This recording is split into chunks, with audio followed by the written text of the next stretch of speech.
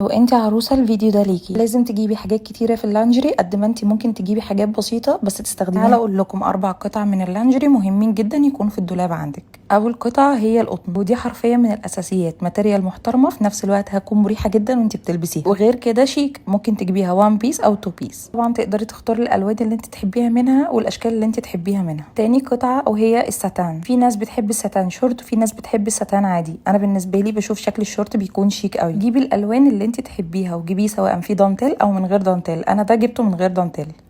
تالت قطعة وهي الدانتيل، بيكون توب وشورت وبيكون معاه الروب بتاعه. انا بالنسبة لي بحب القطعة اللي بيكون معاها روب علشان خاطر بعرف استخدمها لوحدها واستخدم الروب لوحده. شكلهم شيك جدا والماتيريال بتاعتهم رهيبة بمعنى الكلمة، طبعا مع اختلاف الالوان وكل واحد وذوقه. تالت قطعة ودي بالنسبة لي النينجا بقى، هي مكونة من 5 قطع بالظبط، توب وهوت شورت وروب وبنطلون وقطعة بحمالات طويلة شوية. تقدري تستخدميها كبيجامة، تقدري تستخدميها كبيجامة بهوت شورت، تقدري تستخدميها كتوب وهوت شورت، تقدري تستخدميها كروب لوحدها. دايما بسيب احلى حاجة لاخر وقت. لو عندك ال4 قطع دول ما اظنش ان انت هتحتاجي تجيبي لانجري تاني. قطن وستان ودانتيل وكل حاجة انت عايزاها. هسيب لكم البيج اللي انا اشتريت من عندها هنا، على فكرة اسعارها حلوة قوي.